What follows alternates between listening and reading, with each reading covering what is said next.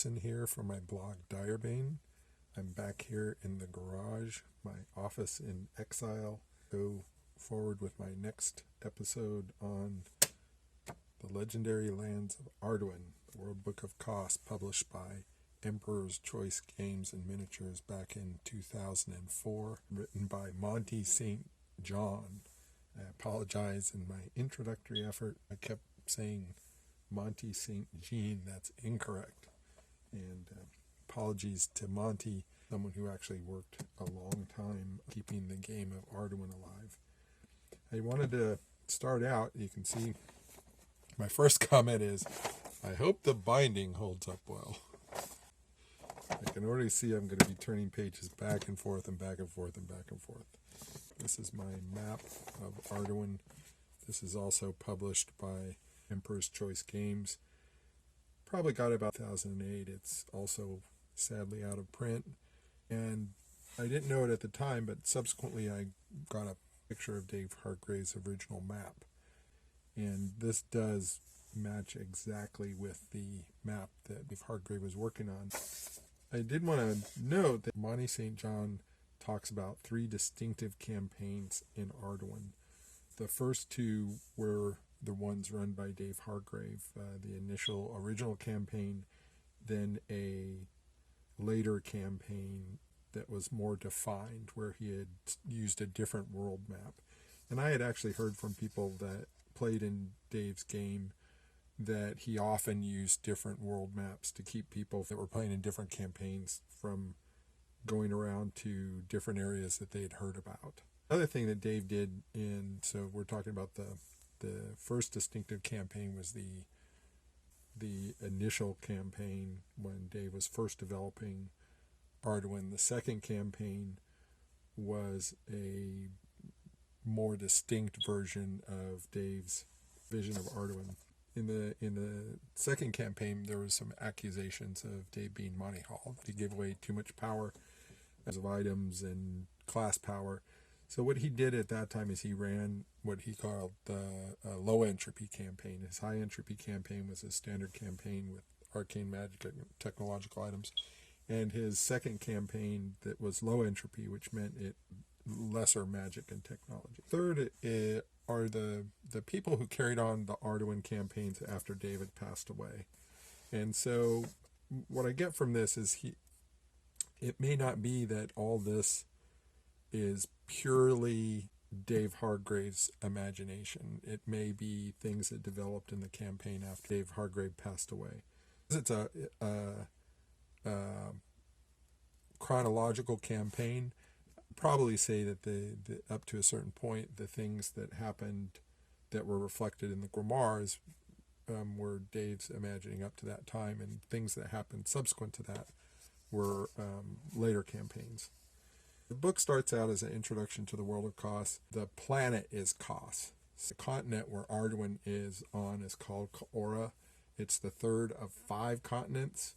There are 5 continents, but one has sunk beneath the sea. It's only islands that are remnants of this continent that sank below the sea. And then there's 2 large polar ice caps. The continent that Arduin is on, Kthoi, is about as wide as the continental United States, about 2,200 miles wide, and it's about 3,000 miles north-south.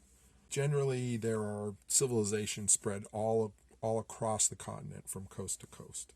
It begins by introducing the land of Arduin, which exists roughly in about the middle of this continent.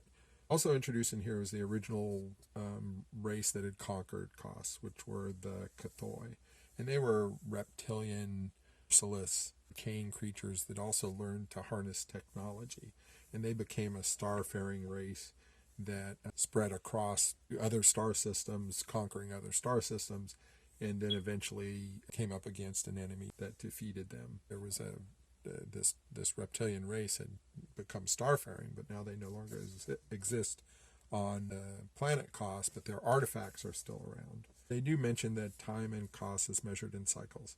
The cycle is 15 years, and typically throughout the book they'll reference time as being in cycles and years. So they may say, well, this was 2 cycles, and in parentheses put 30 years to remind everybody how long cycles are.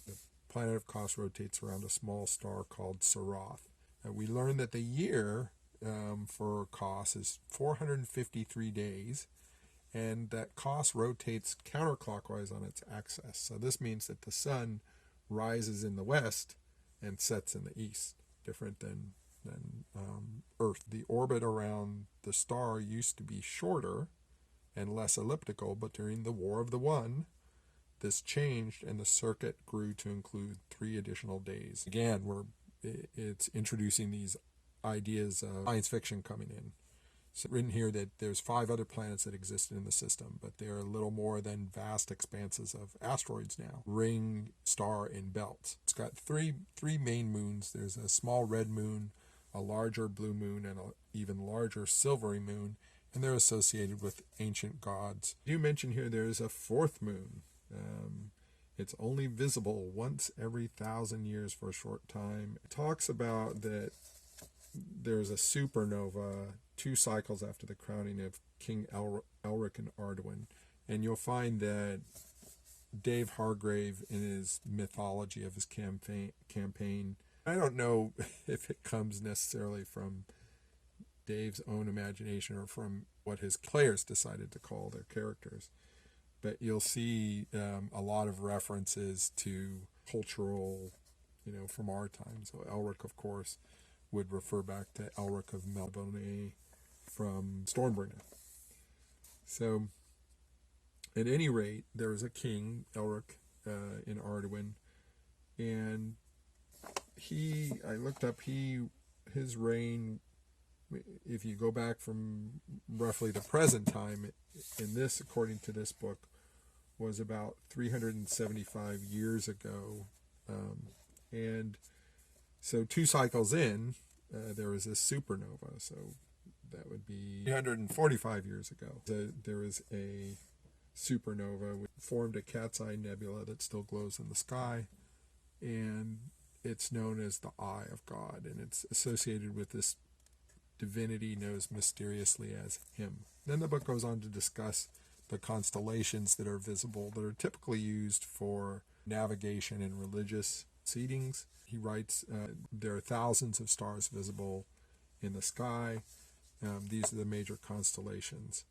So the most major is this ambient abyss, which is this cat's eye nebula known as the Eye of God, that's associated with the physical presence of this god called him. The interesting one I found that I had not realized, although I think it was mentioned in one of the grimoires, is a thing called the girdle. It's referred to as the belt of Veneer.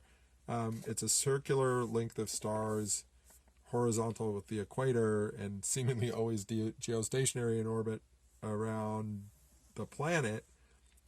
But if you look closely at them, you find that they are not stars at all, but mobile asteroid-like things made of metal, shining with great lights. Again, we're into, well, what are these things? They're out hovering around the planet.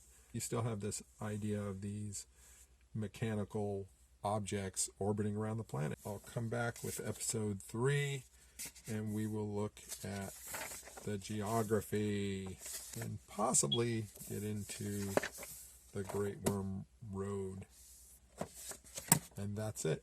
Thank you very much. I appreciate if you stuck it out to the end, and I hope to dig in a little bit more soon. Thank you very much.